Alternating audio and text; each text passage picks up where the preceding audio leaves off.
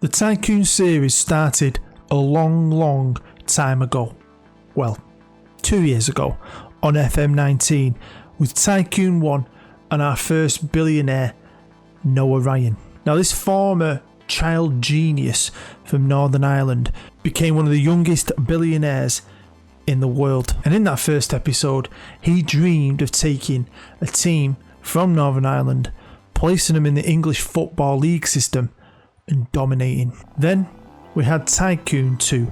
This time we followed the story of Gibraltarian Ricardo Oliveira. Now, young Ricardo had a tough start in life growing up on the mean streets of Gibraltar, but with sheer will and determination, he too became one of the youngest billionaires in the world, and also the arch nemesis of Noah Ryan, competing with him in absolutely everything from business to sport.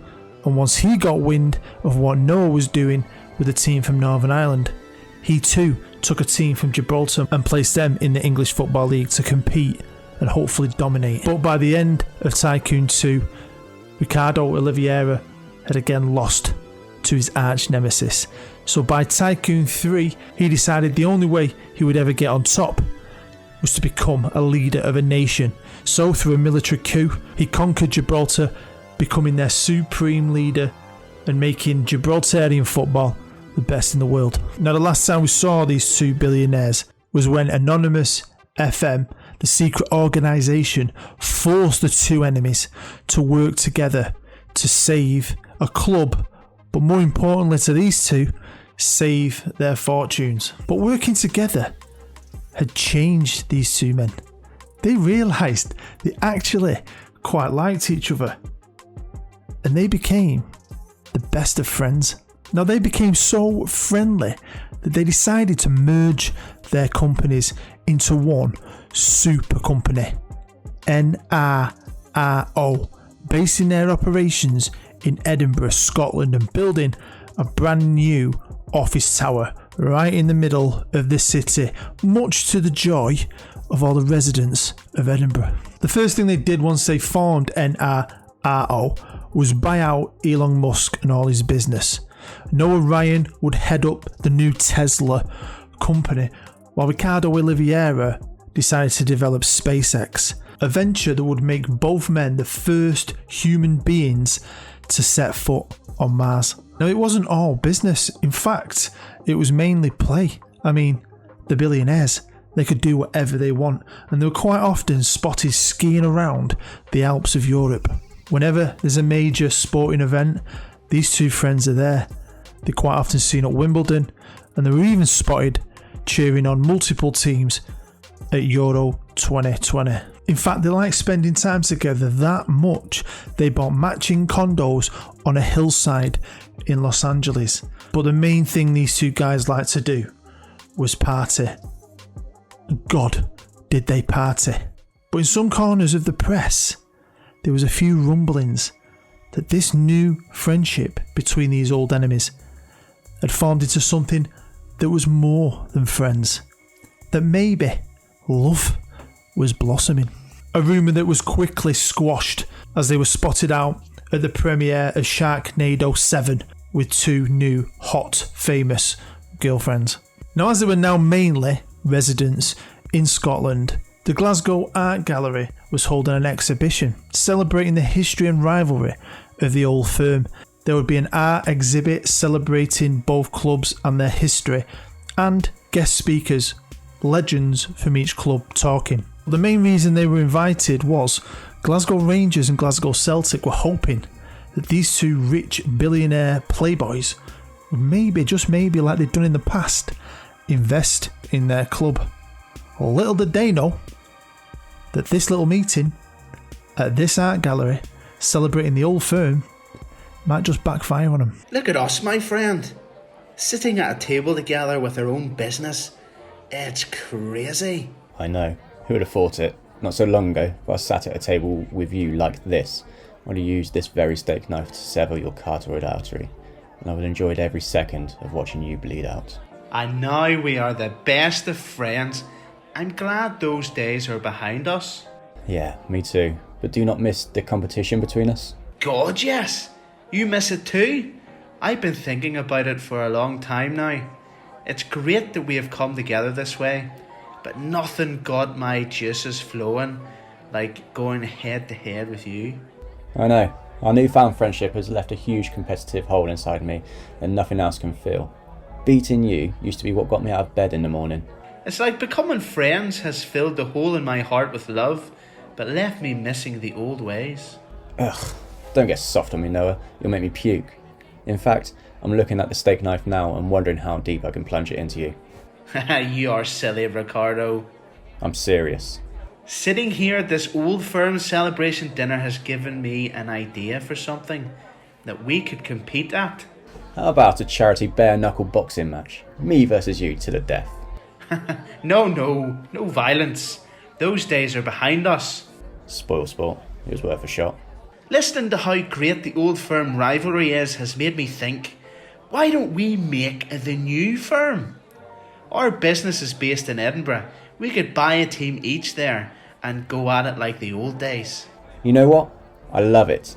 If I can't beat you to the death with my bare hands, then this is the next best thing. One condition. I want Hibernian, as I look amazing in green. I must admit, green does bring out the colour in your eyes. It's a deal. I'll buy Hearts and you buy Hibs. What could be the end goal though? What will decide the winner? Let's say first to a European trophy. Any European trophy. And you can spend as much as you like. Let's see whose pockets are deeper. You're on. Let's do it. Time to get to work. So it was decided. Noah Ryan bought Hearts, and Ricardo Oliveira, well, he bought Hibs. These two boys were going to go toe to toe like the old days. The first to win a European trophy wins. Money is no object. Who will come out on top? Hello and welcome to what is essentially TYCOON 4. Hopefully you've seen all my older videos. Most of you probably have. If you're brand new to the channel though, go check them out. I'll put links down below to them all in the description. But thanks as always to all of you for joining me for another video. Make sure you hit that thumbs up. It really helps YouTube's algorithm get my stuff out there. It's massively appreciated. That's why we ask. And get involved in the comments. But this is just another bit of a fun video. I love these two characters. I love the little stories I made about them years ago, and I've been wondering of a way how I could bring them back. I want to say thank you to my mate Dave, who plays Noah, and my mate Lee, who plays Ricardo, for doing their own voices.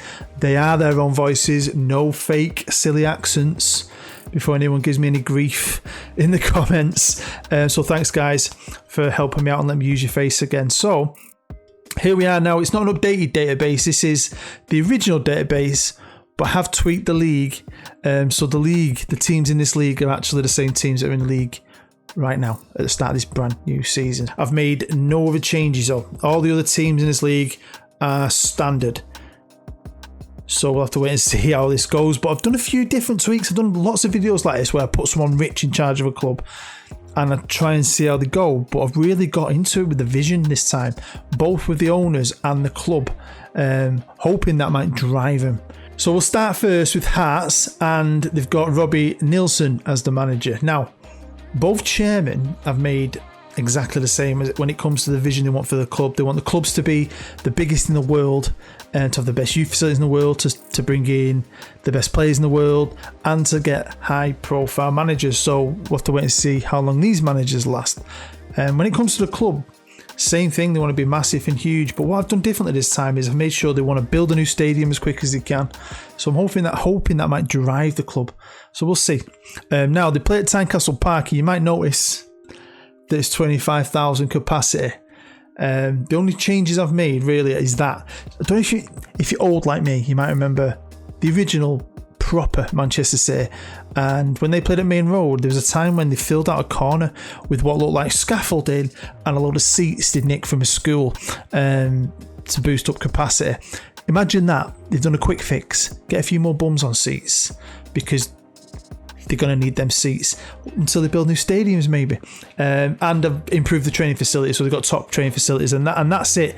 Not change no players, no staff. That's it. Over to their Edinburgh rival, Hibernian, and they're obviously owned by Ricardo Oliveira. and managed by Jack Ross. Again, we'll have to wait and see how he does. And again, it's the same thing, no changes to staff or anything, just 5 extra thousand seats, bit of scaffolding in the corner, top training facilities, and a crap ton of money. So of course, we all know, everybody knows, this league is dominated by Celtic and Rangers. Hearts and Hibs haven't had any joy since the 50s. Wow. It is a boring league, innit? It is a boring league. Even my Scottish friends will admit that. It's a 2-horse race. But Rangers and Celtic are now going to have a mega challenge on their hands, because I've given both these clubs just under, pretty much, £1 billion a piece. Plus, they get commercial income every season of 250 million. That should help with running costs, to keep the finances coming in, pay wages, buy big players consistently over and over and over again. Now, I've jumped forward 4 years. Now, I've done things like this in the past where they chase a European trophy or something like that. And sometimes it can take 10 years, 15 years, 20 years or something like that. But I never really go into the vision. I never really focus the owners and the club in the same way and really push it. And I have put a lot of things into that vision this time. And I think it's made a huge difference, because by 2024, one of these teams gets to a Champions League final. But is this the end? Well, before we find out, let's look at what's going on. Now, if we come here to Hearts, straight away, you'll see Robbie Nielsen. He's still manager, which is pretty cool. And they've got a brand new stadium. I've never seen that happen so quick, and the vision thing made a difference. But this is what I love. So what I did was, like I said, everything's the same vision-wise. But if you've seen the series, you'll know these two characters are very different. Noah Ryan, he was a bit of a playboy in TYCOON 1, but he nearly died, and then he changed his ways and got into renewable energies and all that, building hospitals for kids and stuff. And then you find out in TYCOON 2 there was his arch rival who tried to kill him, Ricardo Oliveira. He was into like gas and oil and all weapons and so on. So what I did was I made Noah Ryan a patient owner. He'll give time to his managers and all that. He won't sack him. He's a bit more chilled out. Hibs, on the other hand, with Ricardo Oliveira, well, he's a little bit of a psychopath. He still is. They're best friends, but he's still got that in him. So I made him a bit of an ass. Controversial, impatient, and etc. But he's still got Jack Ross as his boss. That rhymes. Now, they haven't moved into their new stadium yet, but I absolutely love this. This just shows you the difference in their personalities, because they're due to move into their stadium, which is the same size pretty much as Hearts. But whereas Hearts have named theirs after like a former legend, he's naming it after himself. Classic Ricardo. So you've seen the graph, you've probably noticed they've been winning titles. Hibs won that league straight away. Hearts won 2 back to back, and Hibs have just won it. Them two are the top 2 teams, and there's probably a reason for that. The reason being they've been spending money. Now, I'll go through them quickly. Feel free to pause it. If you want to see some names, I'll sort the value out for you there. They bought Son. Wow. So they spent. This is Noah Ryan. He spent 288 million the first year, 342 the next year, 298 the following year, and then 238 million. Wow. And now they're just going into the 5th season. Ricardo, on the other hand, is going to try and match his mate as much as possible. He spent 221 in his first season. Then he spent 384. You can see, Luka Modric only got 4.2 for him, but yeah, you can see some of these names. 364 million. 382 million. Wow. And then 21 million he's spent so far this year. So they're going for it. Now, it's not just about the league domestically, and I know the challenge is all about European trophy, but they're still competing. You still want to win them. Well, Hearts won the first Scottish Cup, then Rangers got in there, probably because they're going to play in Inverness. Then Hearts won it again, and then Hibs have won. And then when it comes to the Betfred Cup, which is like a league cup, it's the shittest one, let's be honest. Aberdeen actually won it that first year, so fair play to them. But then Hibs have won 2, and then Rangers. So Hearts have been runners-up the last 3 times. But of course, it's about European glory, and with these two being top 2, as bigger they get, hopefully, the league will get stronger, and the league does get stronger. But they should be consistently playing in the Champions League, so obviously they won't be playing it in that first year. The next year, of course, they did, although they had to qualify. and they got all the way to a semi. Now they knocked out Lazio, a team I fell in love with from my journeyman, knocked out Bayern Munich, and then got beat by Paris Saint-Germain. Paris Saint-Germain, who they had in the group and beat, and United in the group. I mean, that's not bad for your first year in the Champions League. Then they didn't get out of the group by the look of it. Pretty tough group, to be fair. And then they've got to qualify through the path again. The path third qualifying round. That is the longest thing ever. Does my head in trying to say all that. Same with Hibs. Obviously, they won't be in any Euro competition that first season. The next year, they had to qualify and didn't get out of Group D. Pretty tough. Paris Saint-Germain again. The following season, they didn't even get to qualify to the... Wow.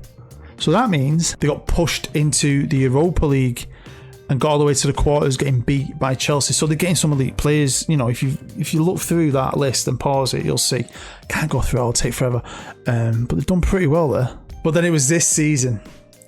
This last season was when it nearly finished after 4 years. And I thought, when I saw it, I was like, wow. It had been a quick one.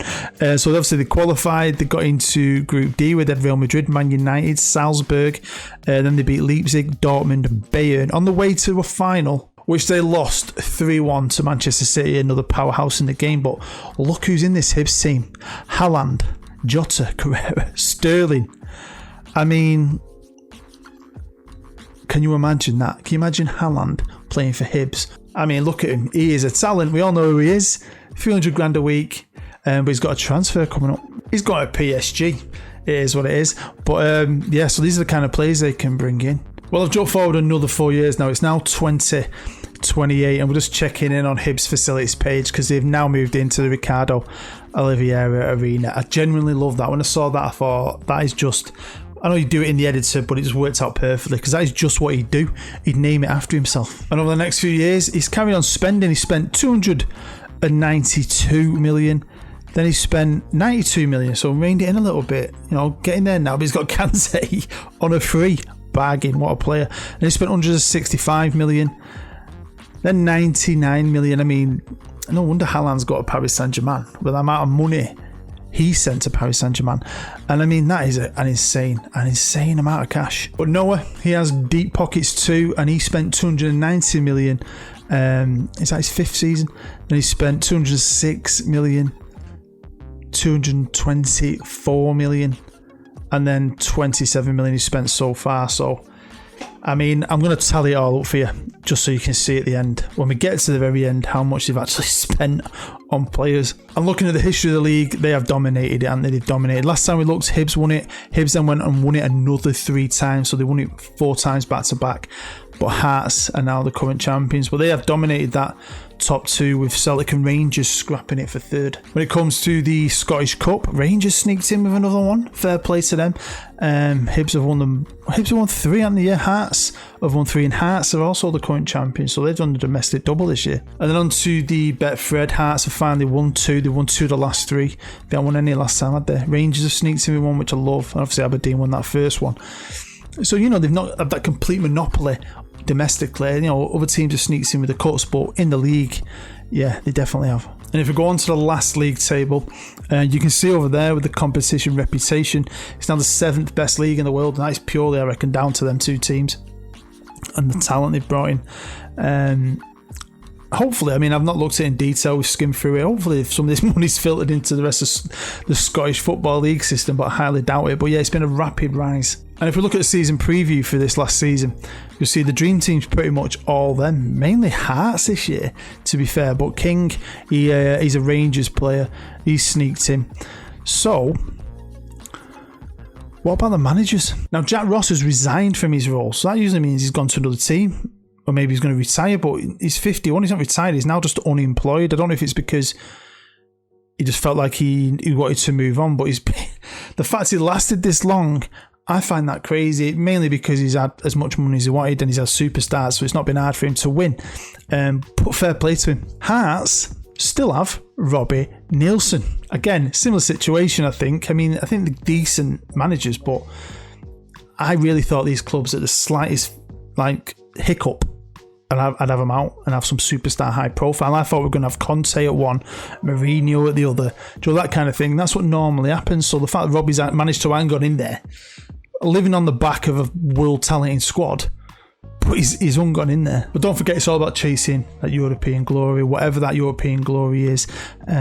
So the next season, after what we last looked at, Hibs reached the quarterfinals. They do all right, getting knocked out by Bayern, just really. The following season, though, they only got to the first knockout round, getting beat just again by Real Madrid. I mean, they can easily compete with anyone. It's just a matter of time, innit? But the following season, it still won't be their time. They were going to get knocked out again by Bayern Munich after facing Manchester United, a team they only drew with at Old Trafford and then beat at home in the group stage. That's pretty cool.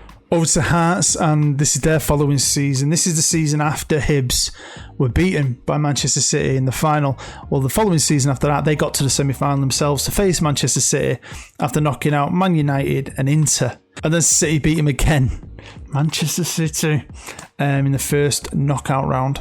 And then the following year, Juventus knocked them out in the semi-final. So they are knocking at that door, aren't they? But what about this year? This season we're on right now, we're going to look in a bit more detail. And you can probably tell why. So we'll start off with the group, Hearts' group, and they had City, Inter and Anderlecht, and they managed to get through in second on 10 points, miles away from City. Hibs, on the other hand, they were in Group G with Atletico Madrid, Hertha Berlin and Lyon. They dominated their group, topped it. Then it was on to the first knockout round, Hibs beating Petersburg and Hearts beating Real Madrid. Then it was quarter-final time, and I'm thinking, when I'm looking at this, I was like, ooh, this is getting interesting. Hearts knocking out Atletico Madrid. Hibs knocking out City. A bit of revenge. I love it. Love a bit of revenge. Time for a semi-final. A big, big semi-final. A semi-final that had Ricardo and Noah going head-to-head finally in European competition with a place in the final at stake. 3-2 in aggregate. Hearts getting that 1-0 win at home. So yeah, there we go. Look at him. They've not got Haaland anymore. They've got Greenwood. Not a bad replacement. And then what a final, because we had Hearts v Bayern and Hearts won on penalties. There's the Bayern Munich team. Click on the Hearts team. You'll see they've got Delap. Look who they've got behind Delap. Bloody hell. Tonali. Some team. And the winners of the specific challenge. I mean, that's quality. Noah Ryan wins again. He always seems to win. Is that because he's a good guy? I don't know. But did he win the whole thing? I mean, I know that was a specific challenge, but there was a lot more going on. So what I've done for you is I've made you a little graphic and we're going to compare them side by side and see who won what. Now, obviously, we're here. You can see the Champions League. Noah won that. He won the specific challenge. But if we had the Scottish Premiership, Ricardo and his Hibs team won 5 out of the last 8. Hearts only winning 3. Onto the Scottish Cup, it was 3 apiece. I think we knew that already.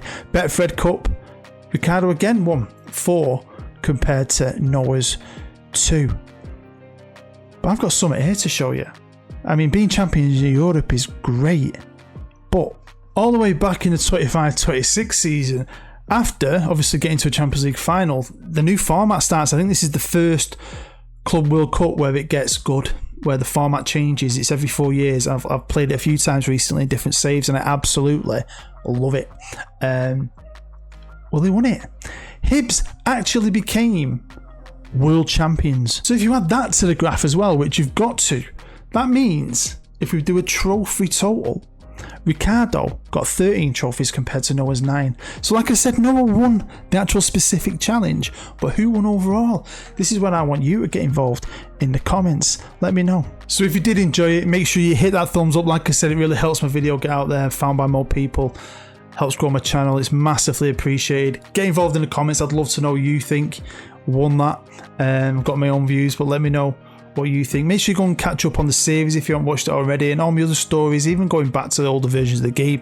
I've got tons out, and I've got a lot more to come over the coming weeks. I should be pumping them out for fun now. I've got a million ideas that I'm going to try and make, and most of all, check out my main series at the minute, which is my Journeyman. You'll find links to this and everything on my channel and down below. But thank you as always for taking time out of your busy day to sit here and listen to me. Honestly, I love it and I really do appreciate it. I appreciate you very, very much.